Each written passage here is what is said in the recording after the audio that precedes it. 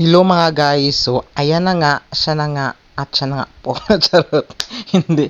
So, magsulod ako sa bangko kay mag-over the counter ako mag-withdraw ka kwarta kay hindi siya pwede sa ATM kay medyo madako-dako ang akon nga withdraw. So, minimum kasi or maximum kasi ng withdrawal kapag ATM is 50,000. So, medyo higher yan siya ang akon nga i-withdraw. And then, samtang nagasulat ko, sige man kachika akan nga magurang.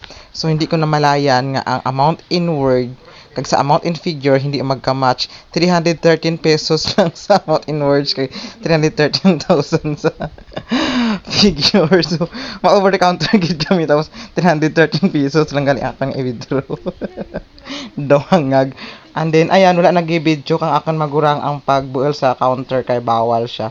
So, pasikrito lang kami nga nag-video. And then, dyan na nakagwas doon ng una kadlagan akan magurang sa tricycle kag i-video na ginako kag pinamangkot na ano gisudan kakang kwarta. So, gisilopin ko lang guys. Kaya iba ko nga sa redline kundi silopin lamang. So, to guys. Silupin lagi mo sa Redlanda. Kasi mahugap ako. Tiring kita na ka dyan. Mamirinda na ita. So, pag uli sa balay, amo dayon akan gagi busikad ang kwarta nakin guys. So actually guys, sa mga naga-wonder or naga-ano nagyan nga duduro akan kwarta. So ang nga kwarta guys is aaminin ko sa inyo nga hindi da akon pangbayad namon sa utang. So ada nga kwarta is hindi da ikita kang reels, Facebook or char ko na to sa my story ko nga income. So hindi da hindi da income kang akon pag vlog. So kundi pambayad na namon sa amon nga giutangan. So amo lang to guys sa mga intriga liwat. So hindi ka mo magtuo nga duro akan kwarta. Hay wala gid ko kwarta guys.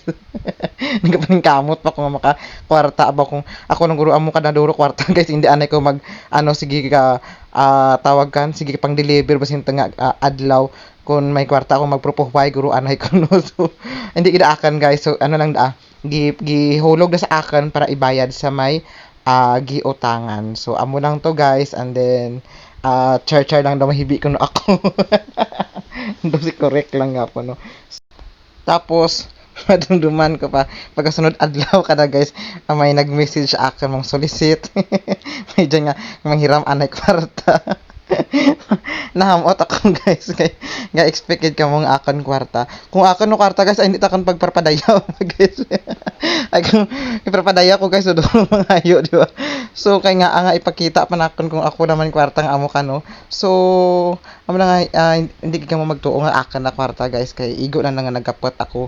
So sa mga digyan sa mga namangkot tapos may nagpatudlo kung paano maka-income dahil sa Reels, sa YouTube, sa TikTok.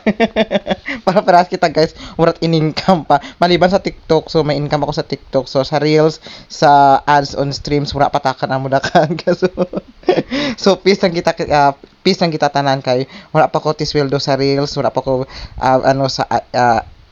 stream ads or ano pa man basta sa TikTok naka-income ron ko pero sa Facebook wala pa. So peace lang kita tanan guys. Kamo lang to. Have a good day and to God be the glory.